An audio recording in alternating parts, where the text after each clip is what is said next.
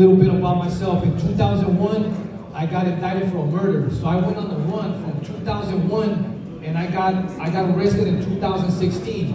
So in 2001, I go on the run for this murder. I go into Mexico. I get caught up in all this shit in Mexico.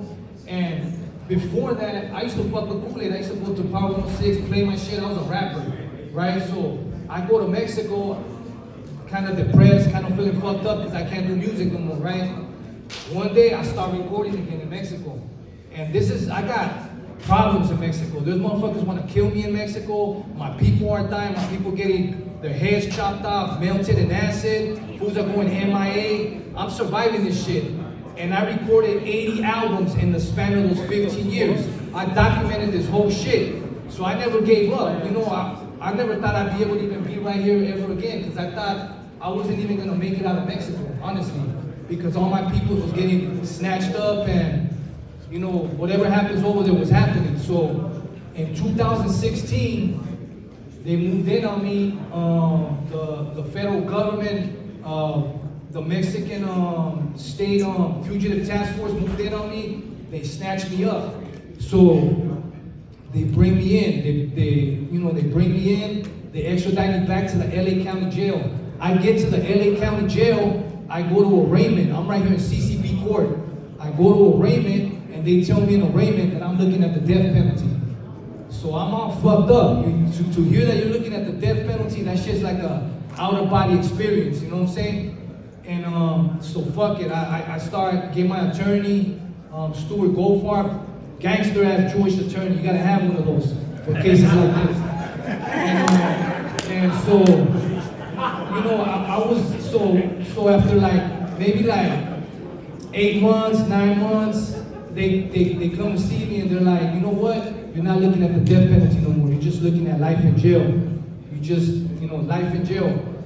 And before this, let me tell you, my brother had got 33 to life.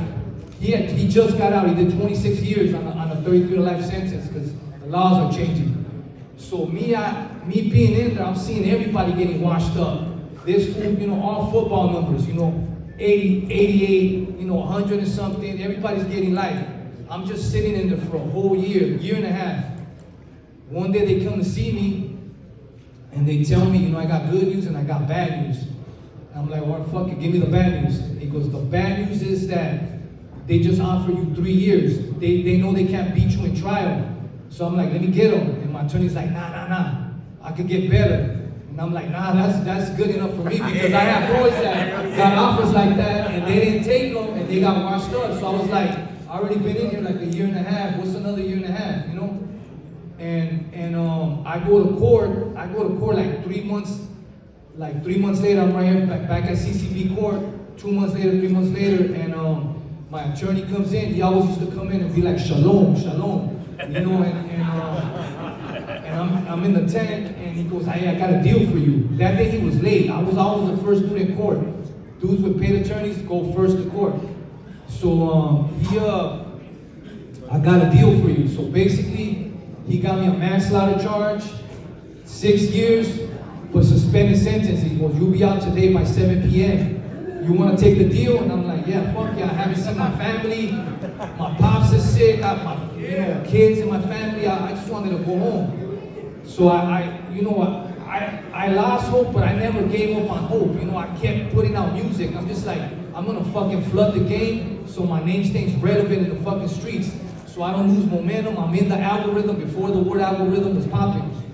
And I get out, and then my boy David Ayer, director David Ayer that I grew up with, he came and he pulled up to my pad and he's like, hey, we're gonna do this movie. It's called The Tax Collector, with Shia LaBeouf and George Lopez and all of them. And you know, I never acted before, you know, so here, go see this lady, Ivana Chubik, she's your acting coach, you're gonna go to rehearsal. I started doing all that shit. I did The Tax Collector, I started doing shows. I kind of just like hit the ground running. I didn't think about it, you know? And that led me to another series on Fox, The Deputy, led me into the writer's room. And then I just been going. I just haven't stopped. You know, I've seen Kool-Aid for a long time. So I just, you know, everybody else, I just want everybody to keep that shit going and not give up, you know? You never know.